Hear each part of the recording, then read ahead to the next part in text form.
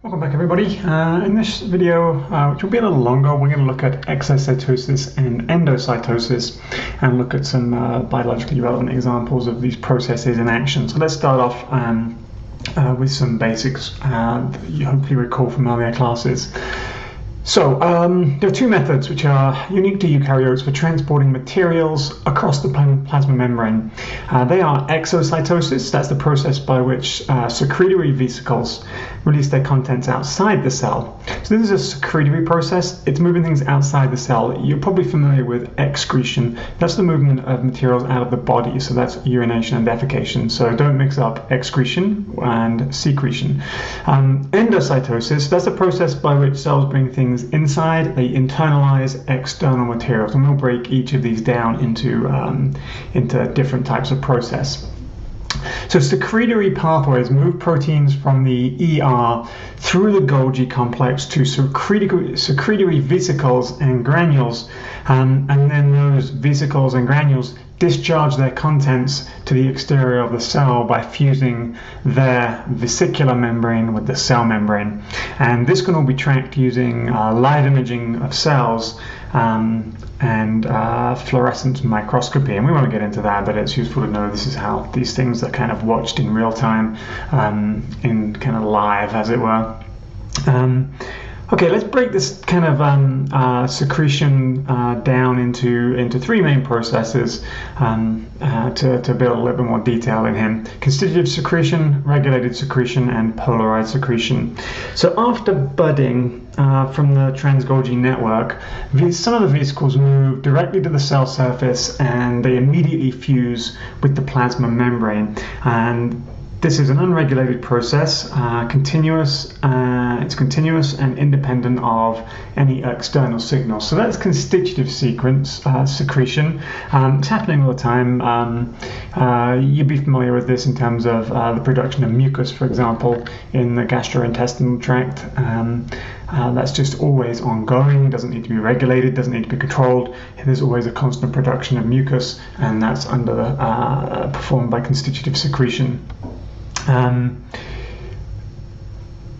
Vesicles involved in regulated secretion, they accumulate in the cell and then they fuse with the plasma membrane only in response to very specific signals. So that's the regulated part. So the classic and best understood example of this probably is neurotransmitter release. So you don't want to be releasing neurotransmitters randomly into synapses. Their release has to be carefully controlled. And so we have these granules or vesicles produced by the trans-Golgi network, and then they sit as immature vesicles, and then they fuse with plasma membrane in response to a specific signal. And so it's the reception of the signal by the cell which then triggers the fusion of the vesicle with the membrane. So you only get secretion of the vesicle contents when you have the signal present. Finishing up on this little piece here, polarized secretion is when you have exocytosis of particular proteins and vesicular material on one specific side of the cell. For example, think about your stomach lining. If you are producing enzymes to break down protein in the stomach, they need to be released into the stomach lumen, into the cavity of the stomach, not on the body cavity side of things. And so there are polarized secretion mechanisms, so you get things going to the right side of the cell.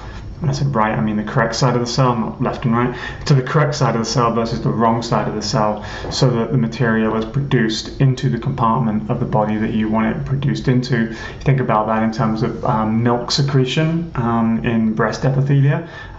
That has to be polarized because the epithelial cells have a face which faces the collecting duct to collect the milk, and you don't want this milk being secreted out the other side of the cell, as it were. So that's polarized secretion. We're not going to talk about that really. Okay, so exocytosis, let's kind of look at the mechanism a little bit here. In exocytosis, proteins or just whatever the contents of the vesicle is are released to the exterior of the cell as the vesicle fuses with the plasma membrane. So in animal cells, we could think about hormones being secreted from various glandular tissues, mucus, which I mentioned, milk proteins, digestive enzymes, antibodies, all kinds of good examples. If we want to think about non-animal cells, plant and fungal cells, they will secrete proteins outside of the cell that are involved in cell wall metabolism. So generally speaking, in terms of this process, so what happens is that the vesicles containing the products to be secreted move to the cell surface. The membrane of the vesicle fuses with the cell membrane, and the fusion of the two membranes here results in the discharge, the release of the material from the vesicle. And then it's worth pointing out here that this membrane in the vesicle here, that is going to end up being part of the plasma membrane. So any glycolipids, proteins which were inserted into this membrane here in the ER and then the Golgi, they then become part of the plasma membrane. So there is this flux or this flow of material from the ER, from the Golgi to the plasma membrane. And so you want to think about the cell as this homeostatic structure. It's got to maintain a Golgi size. It's got to maintain its ER.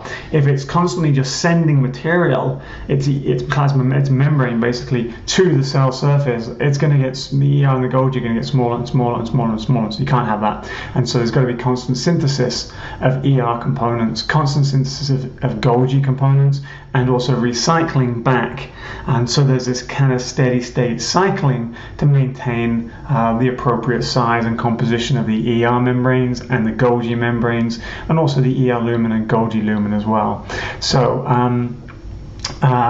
down here in this little electron micrograph, you can see these are secretory vesicles. They're kind of close to the plasma membrane, and this little vesicle here has fused, and there is the fusion pore, and so the contents of this secretory vesicle are being released into the extracellular environment. So this could be full of a hormone, for example, or a neurotransmitter, and there we've got release of the contents out of the granule. So let's take a look at the mechanism of regulated secretion of neurotransmitters. So the first thing is that the mechanism by which you get these exocytic vesicles moving close to the plasma membrane isn't entirely clear. There is some evidence which suggests this is based on microtubules and a number of motor proteins, and that's because if you treat cells with a drug called colchicine, that stops microtubules assembling, and you don't see the movement of these vesicles to the membrane. So there's some evidence that this is dependent on the attachment of the vesicle to the cytoskeleton, to the microtubule, and then the movement of the granule along the microtubule. So the extracellular signal here, and the signal which is going to trigger release of the neurotransmitter from these granules here, is going to be calcium. So here's some calcium outside the cell, and here is a voltage-gated calcium channel. So these channels here in the plasma membrane of the synapse, this is a neuron, a postsynaptic neuron.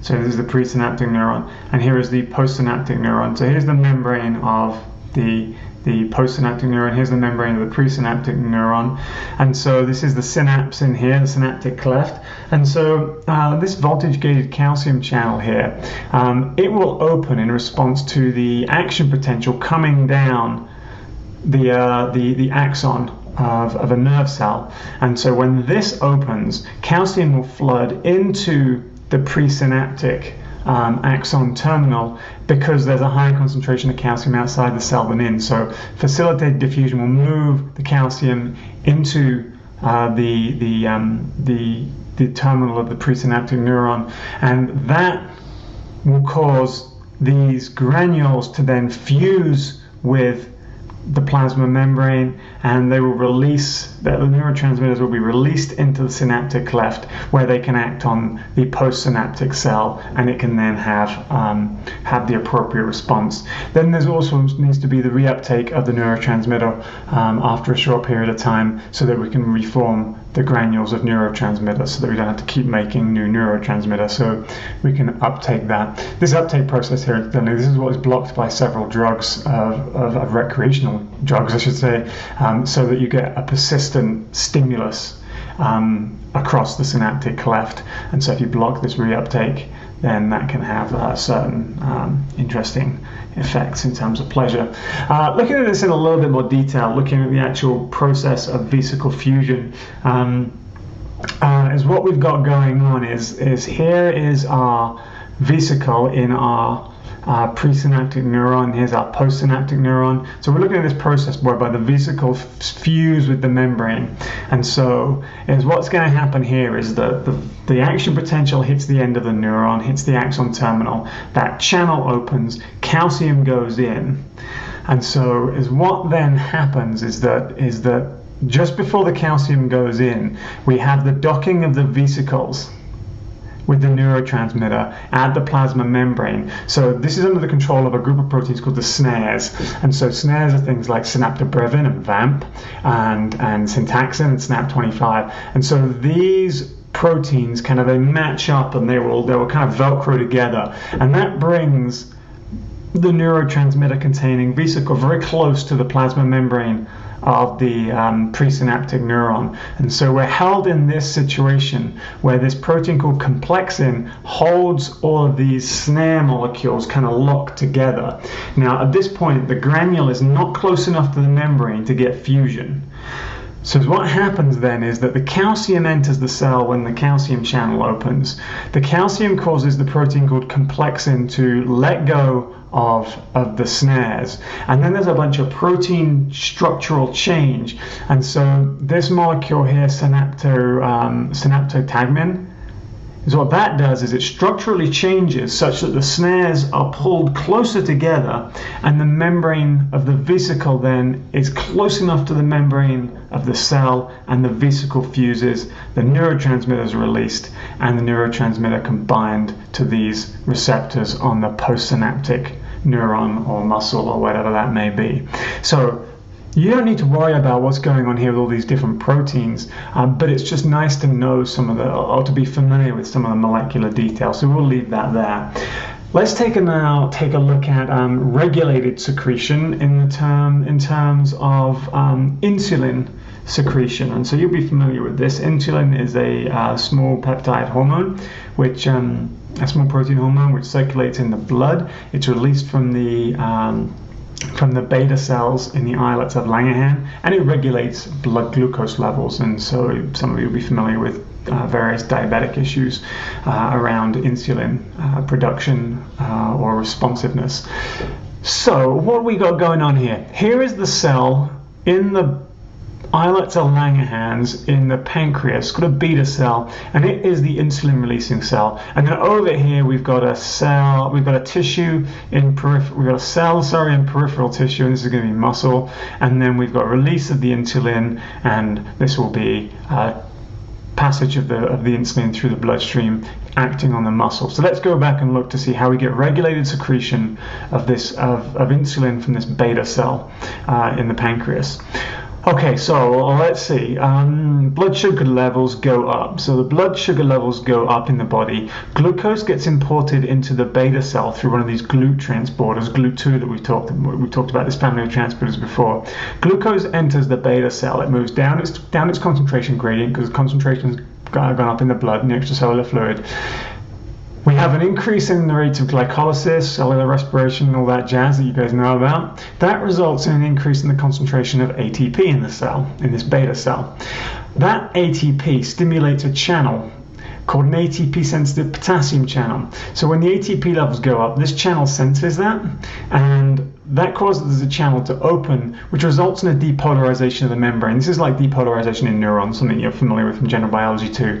So the membrane depolarizes, and when that happens, this voltage-gated calcium channel opens. So when the membrane potential changes, is what we see is the calcium channel opens. Calcium floods into the beta cell because calcium is always higher in concentration outside cells than inside. Calcium enters the beta cell, and then that leads to an increase in the fusion of insulin containing granules with the plasma membrane. So that insulin, remember, will have been translated into the endoplasmic reticulum, passed through the Golgi, and vesicles will be released from the trans-Golgi network, and then all these vesicles are just going to be sitting ready to be released. Now this gives you speed. We talk about how important speed is in cell signaling and cell communication. You don't want to have to suddenly decide, oh, blood glucose levels have gone up, now we need to make some insulin, now we need to package it, oh, now we need to release it into the blood. Is what you want is that blood glucose levels go up, insulin is released, and so you have the insulin sitting there just waiting to go. You don't have to wait a certain amount of time for the cell to produce the insulin. It's like if you've ever been to a sports event and they have ambulances waiting. That's better than someone having to put a call into 911 and wait for the ambulance to arrive. If the ambulances are there and there's a problem, then the problem can be fixed immediately. So the insulin is like the ambulances, it's just always there, ready to go, primed to be released, and then all we do is we have this mechanism for increasing the calcium concentration, which triggers the release. And then just to complete the picture here, the insulin travels through the body in the bloodstream, and it will bind to the insulin receptors on the surfaces of appropriate cells. And then is what we will see any number of processes, but probably the most common one that you've heard about is that there'll be a signaling mechanism which will result in the translocation of the GLUT4 transporter from vesicles in the cytoplasm to the cell membrane, and that results in a very rapid increase in glucose being moved into the cell. So the same thing is going on here. We don't have to wait to make the transporter and then send it. We have it sitting ready in vesicles, and then we can quickly get those vesicles fused with the membrane and increase the glucose concentration by increasing the concentration of these channels on the cell surface. You don't need to worry about what's going on down here. There's just changes in metabolism and gene expression, which aren't important to us. So, neat example of regulated secretion of insulin. I like these examples because you've heard in your other classes about how insulin's produced in one part of the body and it's moved through the body in a very certain type of cell signaling so that you end up with a cell response. But it's never really explained how we actually get the insulin release. And so this is how your body is responding, or not if you have diabetes, this is how your body is responding to changing levels of glucose in your bloodstream. So that's a nice example of regulated secretion. In terms of endocytosis, it's just like the opposite of exocytosis. It's not particularly complicated. So the point I want to make here is that when you have endocytosis and you pinch off one of these little vesicles, we'll talk about some specifics of this mechanism later. When you pinch off one of these vesicles and you form this vesicle with the contents, think about what happened with exocytosis in terms of membrane and protein flux. So what we're doing now is that any proteins on the cell surface are being brought into the inside. These blue dots are proteins on the surface of the cell, or transmembrane proteins. They end up on the inside of this vesicle, and these proteins on the inside of the membrane, they end up on the outside of the vesicle. And so that's a situation that's been managed by the cell. These proteins they may be needed on the cell surface, but yet here we are grabbing them on the cell surface. They may be needed on the cell surface, and we're grabbing them from the cell surface and bringing them inside the cell. So we need a mechanism to send them back, because it would be wasteful and not energetically sound just to keep making these proteins all the time. So we will look at that in a moment. So just think about this flux. You've got to have this steady state composition of the plasma membrane for it to maintain its function. If you just keep taking away membrane via endocytosis, and you keep taking away proteins which are needed at the cell surface, you're not maintaining this nice, steady, stable state for the cell membrane to perform its function. So there's got to be this constant exchange and discussion between the inside of the cell and the outside of the cell so that you maintain membrane integrity. So thinking about the fate of some of these endocytic vesicles, we could have, caveolae that we talked about a little bit in terms of forming invaginations in the membrane. We could talk about clathrin independent endocytosis or clathrin-dependent endocytosis, and we'll talk about this protein clathrin and its involvement in endocytosis a little bit later. That's not important right now. There are different ways in which we can endocytose material is the important thing. And those vesicles end up forming a structure called an early endosome. And then that early endosome can produce vesicles which become late endosomes and ultimately lysosomes. And so this will be a degradation pathway. If we're bringing material into the cell that needs to be broken down, then we're going to funnel that into a degradation pathway.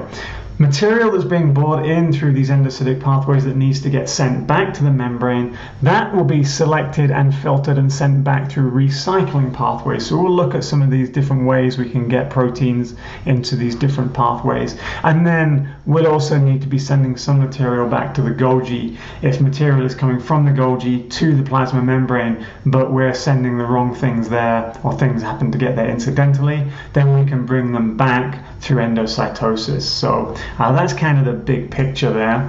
When we think about endocytosis, we can break it down into several kind of broad categories. Phagocytosis, that literally means to eat inside the cell.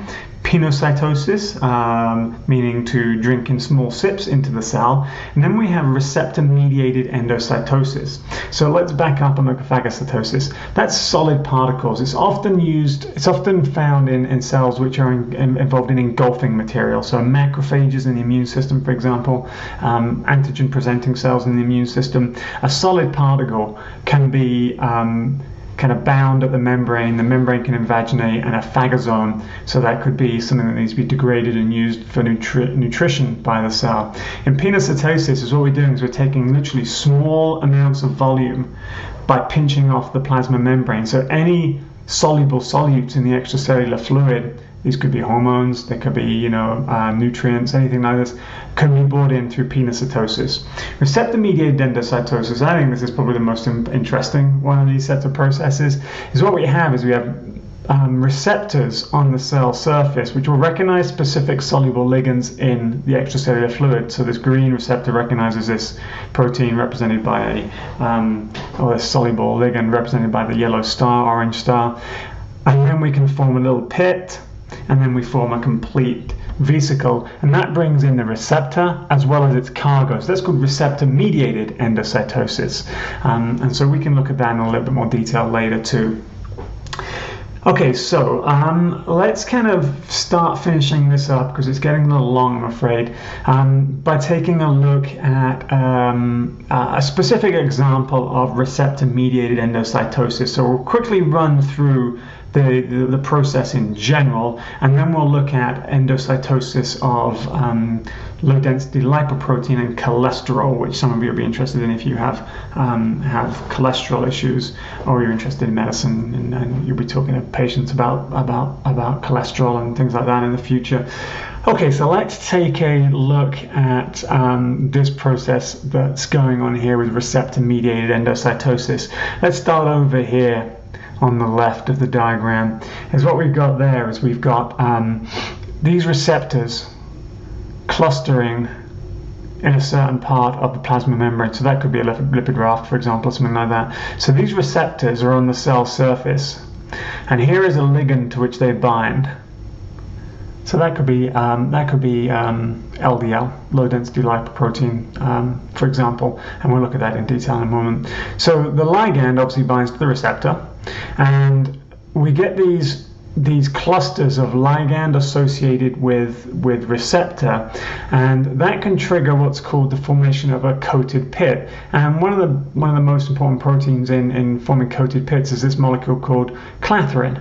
And so we'll look at clathrin, and we'll talk about triskelions a little later. So clathrin basically assembles on the inside of the plasma membrane, along with some adapter proteins, wherever the receptors are clustered together. And then this protein dynamin can basically close off the vesicle that forms. So once this coated pit starts to form, you get an invagination of the plasma membrane. The clathrin actually causes the membrane to curve. You can't just do this with phospholipids. You have to do this complete curvature with proteins. So the way that the clathrin associates with the membrane causes the membrane to curve and invaginate, and then this protein dynamin is basically going to kind of like clip off the vesicle. So you have a spherical vesicle that forms on the inside of the cell, and then very quickly the coat of the vesicle dissociates, and then the coat proteins are recycled so they can be used again for receptor-mediated endocytosis. And then once we've got our uncoated vesicle, it's got a couple of different fates. All different pieces of it have different fates, I guess is what we should say. The contents, let's just say the contents is of nutritional value to the cell, and so it needs to be broken down. In that sense, the contents of the cell, the contents of the vesicle end up in an early endosome. If this vesicle here fuses with an endosome, the pH of the endosome causes the ligand and the receptor to release, and so that dissociates the receptor and the ligand, and then we can send that material, that soluble ligand material, into a lysosome via a late endosome. We can break that material down and release it into the cytoplasm. So there we're bringing in useful information or useful matter from outside the cell. We've also got these receptors, and again, it's stupid to break them down and then rebuild them. So there are recycling pathways so that we can get these receptors back to the cell surface so that we have this steady, stable state. And so we've got this constant flux of material coming in, being processed. Receptors go back to the cell surface. We break down the material that we brought into the cell. So let's take a look at that in the context of low-density lipoprotein. So here is an LDL granule. So these contain both unesterified cholesterol here in the phospholipid bilayer, which surrounds, the phospholipid monolayer, which surrounds the LDL granule, and then in here we've got all of this cholesterol. Now around the granule we've got this band of protein called apolipoprotein B. And so that protein there is going to become important in getting this granule into the cell. So what do we have here in the bigger diagram? So here is our LDL particle. It's got a phospholipid monolayer. It's got this band of apolipoprotein B. And so that apolipoprotein B can associate with an LDL receptor. So here's an LDL receptor on the cell surface. It's associating with clathrin, which is inducing membrane curvature, and then there's an adapter protein. The adapter protein basically recognizes a cytosolic domain of the membrane receptor and the clathrin, so it kind of acts to bring everything together.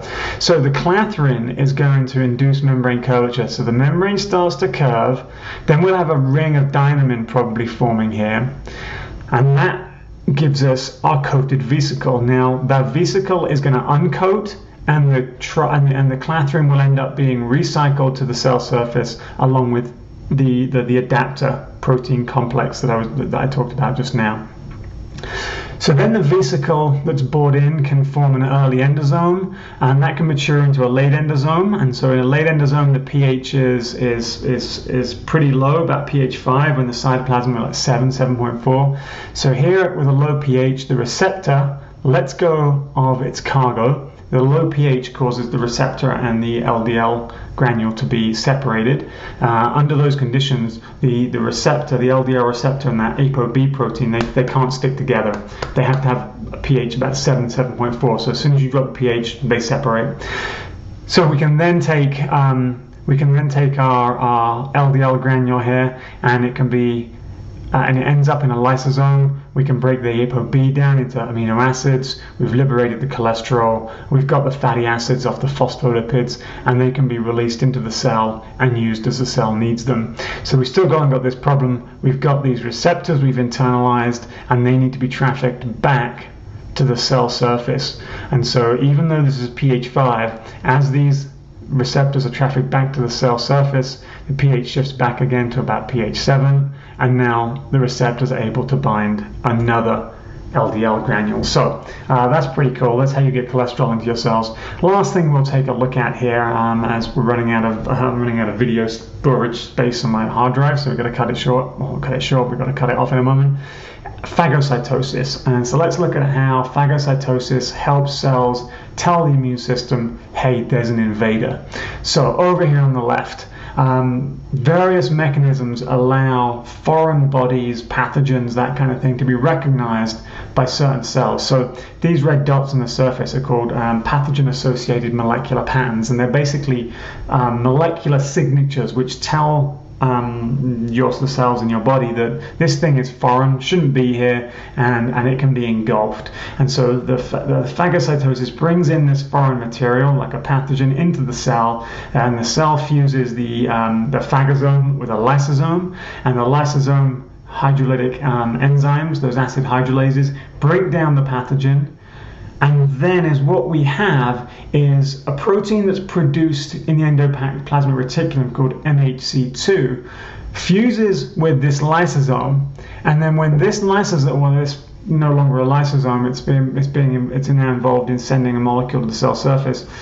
When this vesicle from the ER picks up these small molecular pieces of the pathogen, and this vesicle then proceeds to the cell membrane and fuses, we end up with this MHC2 molecule on the cell surface, presenting to anybody who's interested, anybody being cells, that, hey, look, there's a piece of a foreign cell here, so we need to take control of the situation, we need to produce antibodies, we need to get phagocytosis going more effectively, we need to release cytokines, pro-inflammatory molecules, all that kind of stuff. And so that ends up being an immune modulator, an immune regulator. So don't worry about the details of this too much. It's just another example of how cells bring things in and process them. I'll wrap it up there because I've ran really long on that one, but it's a lot of material. I'll be back soon and we can talk about some of these coats like clathrin that we find on coated vesicles. I'll see you soon.